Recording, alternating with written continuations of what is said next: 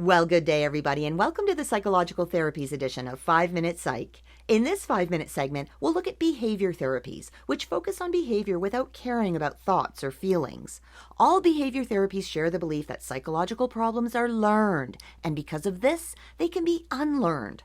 We'll look at 3 treatments that are based on classical conditioning and discuss operant conditioning treatments before we evaluate behavior therapies. Behavior therapies based on classical conditioning assume that maladaptive behavior is the result of learning to pair 2 stimuli together that shouldn't be. For instance, someone with a phobia of spiders has learned to associate the stimulus of spider with fear, and so one goal of treatment is to undo the association between spider and fear. We'll focus on 3 different types of therapies based on classical conditioning: exposure therapy, systematic desensitization, and aversion therapy. With the exposure approach, the person is exposed to the stimulus that they fear without being allowed to escape.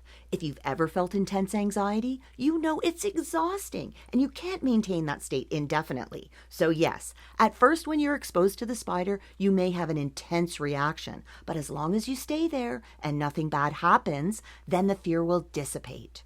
After a few treatments like that, the spider won't trigger fear anymore, and in fact, it'll trigger nothing: indifference. The advantage of the exposure approach is that the fear is quickly eliminated, but unfortunately, it can easily return, and the client has no tools to handle the fear when it does.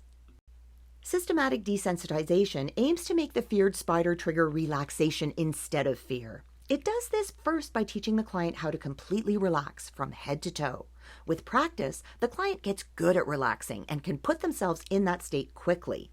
Once they can do that, then you work through a hierarchy of scary spider things that they created with you, from easiest to hardest. Maybe the first thing on the list is to look at a picture of a spider. They do that first step and practice relaxation while they do it, and they stay at that first step until they can look at a picture of a spider and feel completely relaxed. After that, they go on to the next thing on their list, maybe looking at a movie of a spider. They do that while practicing their relaxation, and they keep watching the movie until they can do it without feeling any anxiety. After that, they go on to the next item on their list, maybe being in a room with a spider in a glass, all the while practicing their relaxation, until eventually they can do the last item on their list, hold a spider while feeling completely relaxed. Systematic desensitization takes longer than exposure therapy, but the client has learned how to relax themselves, and this tool they can take with them in case the fear returns.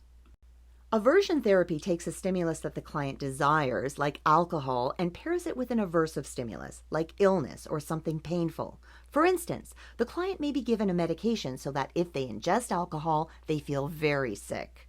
Aversion therapy doesn't always transfer to new situations, although it could be used as part of a larger treatment package.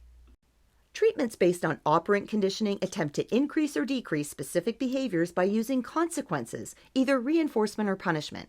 For instance, behavior modification successfully works with clients that have many different problems, and it works by shaping the client's chosen behavior to look more like a desired behavior, just by consistently manipulating the consequences that follow the good and bad behaviors.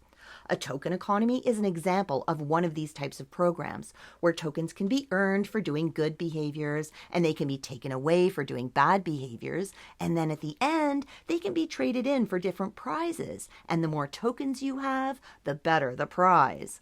These types of programs are very successful at changing behavior in closed systems, like a family, school, hospital, workplace, and so on. Behavior therapies have a lot of empirical evidence, being based on very well-controlled animal studies. We know the perfect ingredients to change behavior, and these techniques are effective for many problems, including nail biting, water drinking, cursing, alcoholism, road rage, phobias, sexual fetishes, exercising, and studying, just to name a few.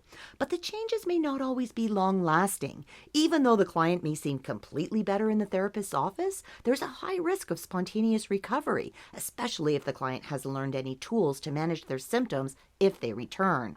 Also, behavior therapies are great for some problems, particularly phobias, but they're not effective for other problems like schizophrenia, bipolar disorder, dissociative disorders, or even generalized anxiety disorder.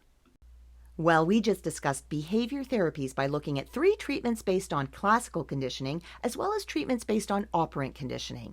Then we evaluated behavior therapies. Now, aren't you glad you had 5 minutes?